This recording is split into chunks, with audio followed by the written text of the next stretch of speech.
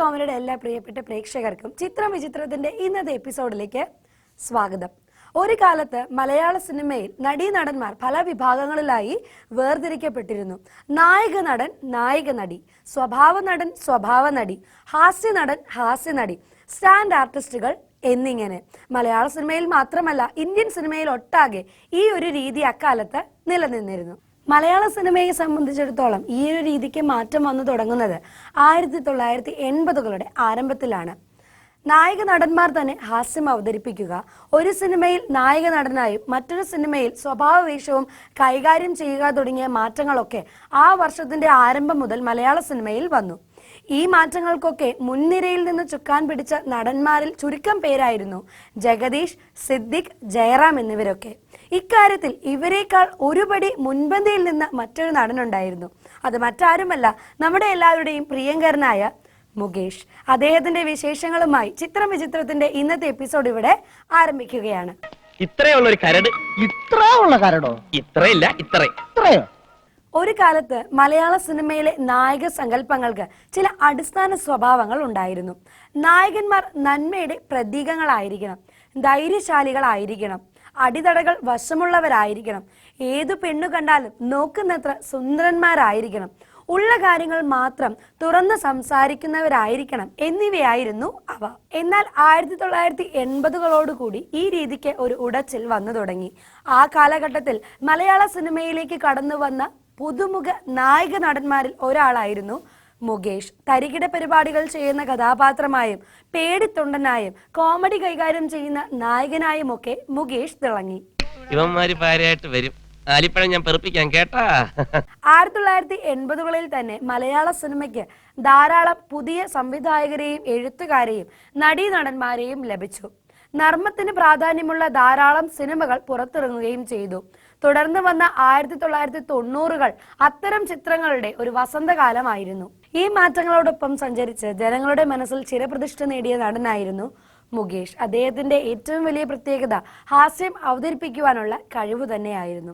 ഒരു നായക നടന് വേണ്ട ആകാര ഭംഗിയോടൊപ്പം തന്നെ ഹാസ്യം അവതരിപ്പിക്കുവാനുള്ള നൈപുണ്യവും കൂടിയായപ്പോൾ മുകേഷ് വളരെ വേഗം ജനപ്രിയനായി മാറുകയായിരുന്നു. ഞാനൊരു ദുഷ്ടനാ, ക്രൂരനാ, ദയയില്ലാത്തവനാ, കൊല്ലാൻ പോലും മടിയില്ലാത്തവനാ. സത്യം പറത്താനാരാ?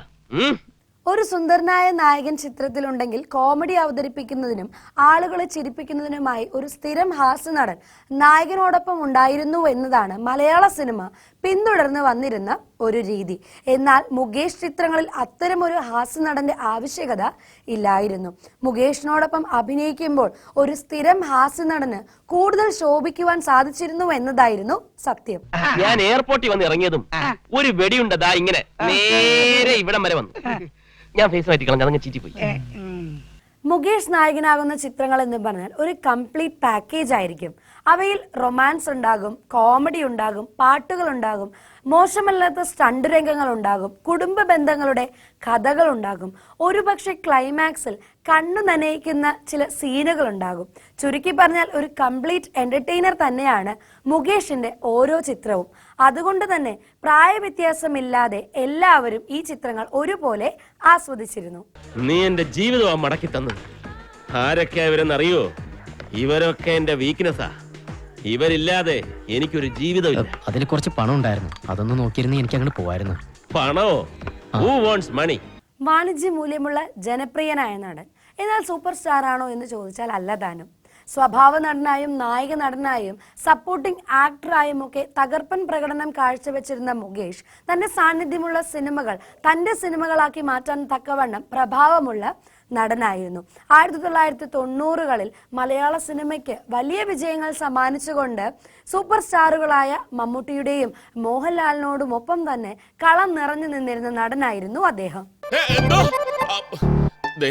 വിളിക്കുന്നുണ്ട്. എന്തിനാണ്? മുകേഷ് ചിത്രങ്ങളുടെ മറ്റൊരു പ്രത്യേകത ഏറിയ പങ്കും മുതൽ മുടക്ക് കുറഞ്ഞവയായിരുന്നു. കണ്ണഞ്ചിപ്പിക്കുന്ന ദൃശ്യങ്ങളോ വമ്പൻ സെറ്റുകളോ വിദേശ ലൊക്കേഷനുകളോ ഒന്നും തന്നെ ഇല്ലാതെ കാണികളെ കയ്യിലെടുക്കുവാൻ മുകേഷ് എന്ന നടന് സാധിച്ചു. കേരളത്തിലെ അന്നത്തെ ജീവിത സാഹചര്യങ്ങളിൽ നിന്ന് നട്ടം തിരിയുന്ന സാധാരണക്കാരനായ ചെറുപ്പക്കാരന്റെ വേഷമായിരുന്നു മുകേഷ് കൂടുതൽ ചിത്രങ്ങളിലും അവതരിപ്പിച്ചിട്ടുള്ളത്. എന്നാൽ നർമ്മത്തിന്റെ മേമ്പൊടിയോട് കൂടി അവയെല്ലാം ഒന്നിനൊന്ന് വ്യത്യസ്തമാക്കുവാൻ സാധിച്ചു എന്നതാണ് മുകേഷ് എന്ന നടന്റെ വിജയവും. കുറഞ്ഞ മുതൽ മുടക്കിൽ വലിയ വിജയം നേടുവാൻ സാധിക്കും എന്ന പ്രതീക്ഷ മുകേഷ് ചിത്രങ്ങൾക്ക് കൂടുതൽ പണം മുടക്കുവാൻ ആളുകളെ പ്രേരിപ്പിക്കുകയും ചെയ്തു. സ്ത്രീകളുടെ മനഃശാസ്ത്രം നീ എന്നെ പഠിപ്പിക്കും. എന്നിട്ട് വിളിച്ചില്ലല്ലോ. ഇടയിൽ കുറച്ച് ടൈം കുറേ. അവള് വിളിക്കും. അതാ വിളിച്ചില്ലേ. ഇത് ഞാനാ വിളിച്ചത്. ടൈം എടുക്കും. മുകേഷ് നായകനായി കത്തിനിന്ന കാലഘട്ടത്തിലും അദ്ദേഹം ചെറിയ വേഷങ്ങളിൽ വന്ന സിനിമകൾക്ക് പോലും ജനങ്ങൾക്കിടയിൽ വൻ സ്വീകാര്യതയാണ് ലഭിച്ചത്. മുകേഷിന്റെ സാന്നിധ്യമുള്ള രംഗങ്ങൾ അതീവ രസകരമായിരിക്കുമെന്നുള്ള ജനങ്ങളുടെ പ്രതീക്ഷയായിരുന്നു ഇതിനു കാരണം. ഈ പ്രതീക്ഷ നിറവേറ്റുവാൻ മുകേഷിന് സാധിച്ചു എന്നത് തന്നെയാണ് അദ്ദേഹത്തിന്റെ വിജയവും. എന്റെ ചന്ദ്രേ, എണ്ണ വിളക്കിന്റെ വെളിച്ചം പോലും ഇല്ലാത്ത 40 വാട്ട്സ് ബൾബിന്റെ വെട്ടത്തിൽ ഉറക്കമുളച്ച് പഠിച്ച് മെറിറ്റില്ല ഞാൻ മെഡിസിൻ അഡ്മിഷൻ വാങ്ങിച്ചത് അറിയാമോ? അതാ പറഞ്ഞ ഓസിന്ന്.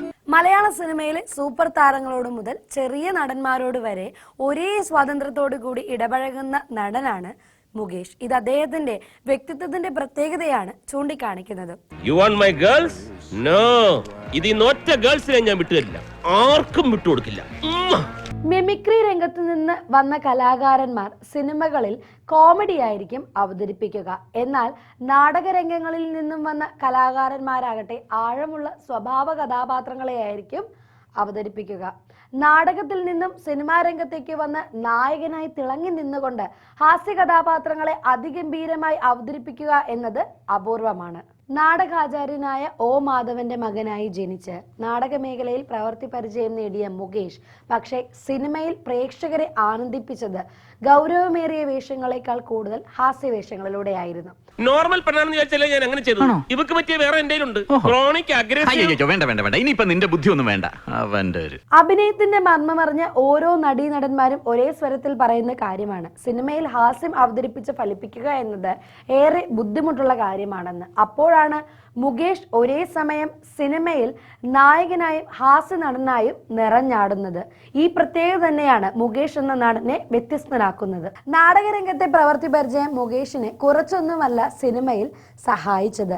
ടൈമിങ്ങിന്റെ കാര്യത്തിൽ ഒരു സ്റ്റേജ് ആർട്ടിസ്റ്റും പുറകോട്ട് പോകില്ല എന്ന് മുകേഷ് ഓരോ സിനിമയിലൂടെയും തെളിയിച്ചു. നാടകരംഗത്തെ പ്രഗത്ഭനായിരുന്ന ഒ മാധവന്റെയും വിജയകുമാരിയുടെയും മകനായി 1957 കൊല്ലത്താണ് മുകേഷ് എന്ന മുകേഷ് മാധവൻ ജനിക്കുന്നത്. സന്ധ്യ, ജയശ്രീ എന്നിങ്ങനെ 2 സഹോദരിമാരാണ് മുകേഷിനുള്ളത്. സന്ധ്യയും സന്ധ്യയുടെ ഭർത്താവായ രാജേന്ദ്രനും അഭിനേതാക്കളാണ്. തങ്കശ്ശേരി ഇൻഫന്റ് ജീസസ് സ്കൂളിൽ നിന്നുമാണ് മുകേഷ് തന്റെ സ്കൂൾ വിദ്യാഭ്യാസം നേടിയത്. ശ്രീനാരായണ കോളേജിൽ നിന്ന് BSc പൂർത്തിയാക്കിയതിനു ശേഷം തിരുവനന്തപുരം ലോ കോളേജിൽ നിന്ന് LLBയും കരസ്ഥമാക്കി. തന്റെ കോളേജ് കാലഘട്ടം മുതൽ തന്നെ മുകേഷ് നാടക പ്രവർത്തനങ്ങളിൽ സജീവമായിരുന്നു. നന്മയുള്ള ഒരു സമൂഹമായിരുന്നു എന്റെ സങ്കല്പം. പക്ഷെ ഇപ്പൊ എനിക്ക് മനസ്സിലായി, ഞാനൊരാൾ വിചാരിച്ചാലൊന്നും നാട് നന്നാവില്ലെന്ന്. നാടക നടനായിരുന്ന മുകേഷിന്റെ സിനിമാ പ്രവേശനം 1982 ആ വർഷം പുറത്തിറങ്ങിയ ബലൂൺ എന്ന സിനിമയിൽ ഒരു ചെറിയ വേഷം അവതരിപ്പിച്ചായിരുന്നു അദ്ദേഹത്തിന്റെ തുടക്കം. എന്നാൽ അതേ വർഷം തന്നെ മറ്റൊരു സിനിമയിൽ ഒരു പ്രധാന വേഷം അവതരിപ്പിക്കുവാൻ അദ്ദേഹത്തിന് സാധിച്ചു. ഇത് ഞങ്ങളുടെ കഥ എന്ന പേരിലുള്ള ആ ചിത്രം ഒരു തമിഴ് സിനിമയുടെ റീമേക്ക് ആയിരുന്നു. ഒരു ശരാശരി വിജയം നേടിയ ആ ചിത്രത്തിലെ പാട്ടുകൾ അന്നേറെ ശ്രദ്ധിക്കപ്പെട്ടിരുന്നു. ഒരു തുടക്കക്കാരൻ എന്ന നിലയിൽ മുകേഷിന് വളരെയധികം മൈലേജ് ആണ് ഈ സിനിമയിലൂടെ ലഭിച്ചത്. 80കളുടെ മധ്യത്തിൽ സംവിധായകൻ പ്രിയദർശനുമായി ഉണ്ടാക്കിയ കൂട്ടുകെട്ട് മുകേഷിന്റെ കരിയറിൽ ഒരു വലിയ വഴിത്തിരിവുണ്ടാക്കി. പ്രിയദർശൻ സംവിധാനം ചെയ്ത ഒട്ടുമിക്ക കോമഡി ചിത്രങ്ങളിലും ഒരു സപ്പോർട്ടിംഗ് ആർട്ടിസ്റ്റായി മുകേഷ് അഭിനയിച്ചു. ഈ ചിത്രങ്ങളൊക്കെ തന്നെ മുകേഷിന് ജനങ്ങളുടെ മനസ്സിലേക്ക് കടന്നു കയറുവാൻ സഹായകരമായി. 1985 മുകേഷ് നായകനായ ആദ്യ ചിത്രം പുറത്തിറങ്ങിയത്. മുത്താരം കുന്ന് PO എന്നായിരുന്നു സിനിമയുടെ പേര്. ഈ ചിത്രത്തിന്റെ ശരാശരി വിജയം മുകേഷ് എന്ന നടന് ഏറെ പ്രയോജനപ്പെട്ടു. ബന്ധമുണ്ടെന്ന് ഞാൻ എഴുതിയില്ല, ഭാര്യ ഒന്ന് ശ്രദ്ധിക്കണമെന്ന് എഴുതി. മുത്താരം കുന്ന് PO എന്ന സിനിമയുടെ ചെറിയ വിജയം മുകേഷിലേക്ക് കൂടുതൽ അവസരങ്ങൾ കൊണ്ടുവന്നു. മുകേഷിന്റെ കരിയറിലെ ആദ്യത്തെ മേജർ കൊമേഴ്ഷ്യൽ ഹിറ്റ് ചിത്രം സംഭവിച്ചതും അതേ വർഷം തന്നെ ആയിരുന്നു. ഒരടി പിന്നോട്ട് വെക്കാം, ഒരു കാര്യം പറയാനാ, വെരി ഇമ്പോർട്ടന്റ്. തന്നെ ഞാൻ പിരിച്ചു വിട്ടിരിക്കുന്നു. You are dismissed. അത് പറഞ്ഞാ മതി. എവിടെ? കോത്താഴത്ത് പറഞ്ഞാ മതി. ഏതൊരു ഫിലിം ഇൻഡസ്ട്രിയിലും ഒരു സൂപ്പർ സ്റ്റാർ ഉണ്ടാകുന്നത് അയാൾ വിജയ ചിത്രങ്ങൾ സമ്മാനിക്കുമ്പോഴാണ്. മലയാള സിനിമയുടെ കാര്യത്തിലും മറിച്ചല്ല സത്യം. മലയാള സിനിമയിൽ കഴിഞ്ഞ 4 പതിറ്റാണ്ടുകളായി സൂപ്പർ സ്റ്റാറുകളായി നിൽക്കുന്ന രണ്ടേ പേരേയുള്ളൂ, മമ്മൂട്ടിയും മോഹൻലാലും. ഏറ്റവും കൂടുതൽ തവണ ഏറ്റവും കൂടുതൽ വിജയ ചിത്രങ്ങൾ സമ്മാനിച്ചത് ഇവർ രണ്ടുപേരുമാണെന്നുള്ള കാര്യത്തിൽ യാതൊരു സംശയവുമില്ല. എന്നാൽ മലയാള സിനിമയിൽ ഏറ്റവും വലിയ വിജയം നേടിയ ചിത്രവും ഏറ്റവും കൂടുതൽ ദിവസം പ്രദർശിപ്പിച്ച ചിത്രവും ഇവരുടേതാണോ? അല്ല എന്നാണ് ഉത്തരം. 417 ദിവസം തുടർച്ചയായി ഒരു തിയേറ്ററിൽ പ്രദർശിപ്പിച്ച് മലയാളത്തിലെ തന്നെ ഏറ്റവും വലിയ വിജയം നേടിയ ചിത്രം ഒരു സൂപ്പർ സ്റ്റാർ ചിത്രമായിരുന്നില്ല, മറിച്ച് ആ സിനിമയിലെ നായകൻ മുകേഷ് ആയിരുന്നു. ഈ ഫുൾ ടൈം റിസർച്ച് ആണോ അതോ ഇടയ്ക്ക് ഇങ്ങനെ ഫ്രീ ടൈം ഉണ്ടാവാറുണ്ടോ? മുകേഷിന്റെ കരിയറിലെ വലിയ വാണിജ്യ വിജയം നേടിയ ആദ്യ ചിത്രം 1985 പുറത്തിറങ്ങിയ ബോയിങ് ആയിരുന്നു. പ്രിയദർശന്റെ സംവിധാനത്തിൽ മോഹൻലാൽ നായകനായെത്തിയ ഈ സിനിമയിൽ ലാലേട്ടനോടൊപ്പം ആദ്യാവസാനം വരെ നിറഞ്ഞാടുന്ന സപ്പോർട്ടിംഗ് റോളായിരുന്നു മുകേഷിന്റേത്. ഒരു മുഴുനീള ഹാസ്യ ചിത്രമായ ബോയിങ്ങിൽ മുകേഷും ലാലേട്ടനും ചേർന്ന് കാണികളെ ചിരിപ്പിച്ചതിന് കയ്യും കണക്കുമില്ല. മോഹൻലാൽ മുകേഷ് കോംബോയിൽ പുറത്തിറങ്ങുന്ന ആദ്യ ചിത്രമായിരുന്നു ഇത്. ഈ സിനിമ വൻ വിജയമായതോടുകൂടി ഇതേ കോമ്പിനേഷനുള്ള നിരവധി ചിത്രങ്ങളാണ് തുടർന്നുള്ള വർഷങ്ങളിൽ പുറത്തിറങ്ങിയത്. മഴ പെയ്യുന്നു, മദ്ദളം കൊട്ടുന്നു, Adiverukal, Ninnishtam Ennishtam, hello my dear, wrong number തുടങ്ങിയ സിനിമകളെല്ലാം തന്നെ ഈ ഗണത്തിൽ പെടുന്നവയാണ്. സമ്മതിച്ച് ഇവള് നിന്റെ മോള് തന്നെ. 80കളുടെ അവസാനത്തിൽ നിരവധി മമ്മൂട്ടി ചിത്രങ്ങളിൽ സഹനടനായി എത്തി മികച്ച പ്രകടനം കാഴ്ചവെക്കുവാൻ മുകേഷിന് സാധിച്ചു. ശ്യാമ, സംഘം, നായർ സാബ്, തനിയാവർത്തനം, മഹായാനം, ഒരു CBI ഡയറിക്കുറിപ്പ് തുടങ്ങിയവയെല്ലാം അവയിൽ ചില ചിത്രങ്ങളാണ്. ഇവയിൽ ഏറിയ പങ്കും വിജയമായി മാറിയത് മുകേഷിന് ഗുണം ചെയ്തു. അക്ഷരാർത്ഥത്തിൽ മുകേഷ് മലയാള സിനിമയിൽ ഒരു ഭാഗ്യതാരമായി മാറിക്കഴിഞ്ഞു. മുകേഷിന്റെ കരിയറിൽ തന്നെ ഏറ്റവും വലിയ ബ്രേക്ക് സമ്മാനിച്ച ചിത്രമായ റാംജി റാവു സ്പീക്കിംഗ് എന്ന സിനിമ പുറത്തിറങ്ങിയത് 1989 ഈ ചിത്രം 200 ദിവസത്തിലധികം തിയേറ്ററുകളിൽ പ്രദർശിപ്പിച്ചു. അതേ വർഷം തന്നെ മോഹൻലാൽ പ്രിയദർശൻ കൂട്ടുകെട്ടിൽ പുറത്തിറങ്ങിയ വന്ദനം എന്ന സിനിമയും ഏറെ ശ്രദ്ധിക്കപ്പെട്ടു. I am Ramesh. ഏത് രമേശ്? എന്ത് രമേശ്? രമേശ് നമ്പ്യാർ MBA. ഓ, രമേശ് നമ്പ്യാർ MBA. സാറേ, രമേശ് നമ്പ്യാർ എത്തി. 1990 മുകേഷിന്റെ കരിയറിലെ മറ്റൊരു വിജയമായ ഇൻ ഹരിഹർ നഗർ പുറത്തിറങ്ങുന്നത്. സിദ്ദിഖ് ലാലിന്റെ സംവിധാനത്തിൽ ഒരുങ്ങിയ ഈ ചിത്രം 150ലധികം ദിവസങ്ങളിലാണ് തിയേറ്ററുകളിൽ പ്രദർശിപ്പിച്ചത്. മലയാള സിനിമയിലെ മികച്ച ഹാസ്യ സിനിമകളിൽ ഒന്നായിരുന്നു ഇത്. ഈ സിനിമ വൻ വിജയമായതോടുകൂടി തന്നെ മുകേഷ് മലയാള സിനിമയിലെ മുൻനിര നായകന്മാരുടെ നിരയിലേക്ക് ഉയർത്തപ്പെടുകയായിരുന്നു. ഈ ചിത്രത്തിനു ശേഷം മുകേഷ്, ജഗദീഷ്, സിദ്ദിഖ് എന്നീ കൂട്ടുകെട്ടിൽ നിരവധി ഹിറ്റ് ചിത്രങ്ങൾ പുറത്തിറങ്ങി എന്നത് മറ്റൊരു വസ്തുതയാണ്. 1990കളിൽ ജയറാമിനോടൊപ്പം ചേർന്ന് തൂവൽ സ്പർശം, മറുപുറം, മാലയോഗം എന്നീ ഹിറ്റ് ചിത്രങ്ങൾ സൃഷ്ടിക്കുവാൻ മുകേഷിന് സാധിച്ചു. താൻ നായകനായെത്തിയ സിനിമ വിജയിപ്പിക്കുവാനും മുകേഷിന് കഴിഞ്ഞു. ഒറ്റയാൾ പട്ടാളം, ഗജകേസരി യോഗം, ചാമ്പ്യൻ തോമസ് എന്നിവ ഈ ഗണത്തിൽ പെടുന്നവയാണ്. മറ്റേത് ചത്ത പശു, ഇത് ചാകാത്ത പശു. എങ്ങനെ? ചത്തത് സിന്ധി, ഇത് മേഴ്സി. 1991 മുകേഷിന്റെ കരിയറിലെയും മലയാള സിനിമാ ചരിത്രത്തിലെയും ഏറ്റവും വലിയ ഹിറ്റായി മാറിയ ഗോഡ് ഫാദർ എന്ന സിനിമ പുറത്തിറങ്ങുന്നത്. സിദ്ദിഖ് ലാലിന്റെ സംവിധാനത്തിൽ ഒരുങ്ങിയ ഈ സിനിമ കേരളത്തിൽ അങ്ങോളം ഇങ്ങോളം ദീർഘനാൾ നിറഞ്ഞ സദസ്സുകളിൽ പ്രദർശിപ്പിച്ച് തിരുവനന്തപുരം ശ്രീകുമാർ തിയേറ്ററിൽ മാത്രം 417 ദിവസങ്ങളിൽ തുടർച്ചയായി പ്രദർശിപ്പിച്ച് ചരിത്രമെഴുതുകയും ചെയ്തു. ഈ വമ്പൻ വിജയത്തോടുകൂടി മുകേഷ് എന്ന നടന്റെ ജനപ്രീതി വീണ്ടും വർദ്ധിച്ചു. തുടർന്നുള്ള വർഷങ്ങളിൽ മുകേഷ് നായകനായി എത്തി പുറത്തിറങ്ങിയ ചിത്രങ്ങളെല്ലാം തന്നെ വിജയം കൈവരിച്ചു. എന്നോടിഷ്ടം കൂടാമോ, ശിപ്പായി ലഹള, അമ്മയാണേ സത്യം, മൂക്കില്ല രാജ്യത്ത്, മാന്നാർ മത്തായി, സ്പീക്കിംഗ് എന്നീ ചിത്രങ്ങളെല്ലാം തന്നെ അവയിൽ ചിലതാണ്. ആശാനെ, ഞാൻ ആശാനെ ഒറ്റും. വീണ്ടും കാണാം, ഇവിടെ വെച്ചല്ല, സെൻട്രൽ ജയിലിൽ വെച്ച്. Good bye. വിജയങ്ങൾക്കിടയിലും ധാരാളം പരാജയങ്ങൾ രുചിച്ച കരിയറായിരുന്നു മുകേഷിന്റേത്. ഈ പരാജയങ്ങൾക്കിടയിലും കൃത്യമായ ഇടവേളകളിൽ മുകേഷിന് വിജയ ചിത്രങ്ങൾ സമ്മാനിക്കുവാൻ സാധിച്ചു. നായകനായി തിളങ്ങി നിൽക്കുന്നതിനിടയിൽ മുകേഷ് വീണ്ടും സപ്പോർട്ടിംഗ് റോളിലെത്തി പ്രേക്ഷകരുടെ കയ്യടി നേടിയ ചിത്രമാണ് ഹിറ്റ്ലർ.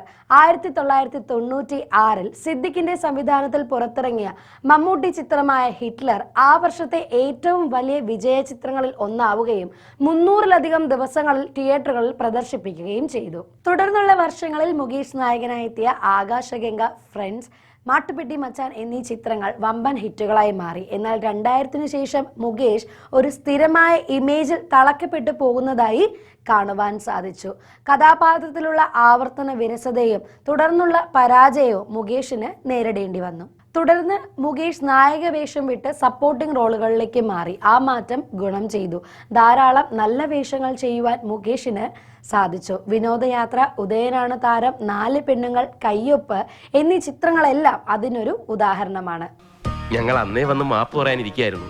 സോറി, തിരക്ക് കാരണം കുറച്ച് വൈകിപ്പോയി. സോറി. കഥ പറയുമ്പോൾ തട്ടത്തിൻമറയത്തെ എന്നീ മികച്ച 2 മലയാള സിനിമയുടെ നിർമ്മാതാവ് കൂടിയാണ് മുകേഷ്. തന്റെ ജീവിത അനുഭവങ്ങൾ നർമ്മത്തിൽ ചാലിച്ച് അവതരിപ്പിച്ച മുകേഷ് കഥകൾ എന്ന പുസ്തകത്തിന്റെ എഴുത്തുകാരനായും അദ്ദേഹം തിളങ്ങി.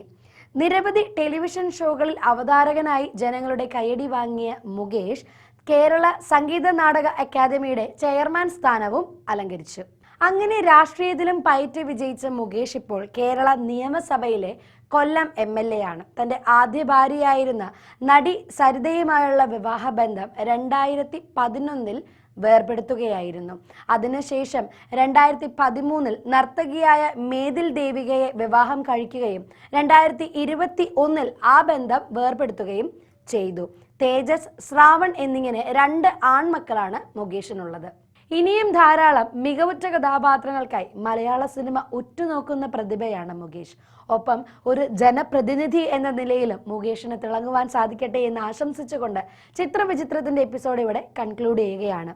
മറ്റൊരു താരത്തിന്റെ വിശേഷങ്ങളുമായി നമുക്ക് പിന്നീട് കാണാം. This is Angel Mary signing off. By.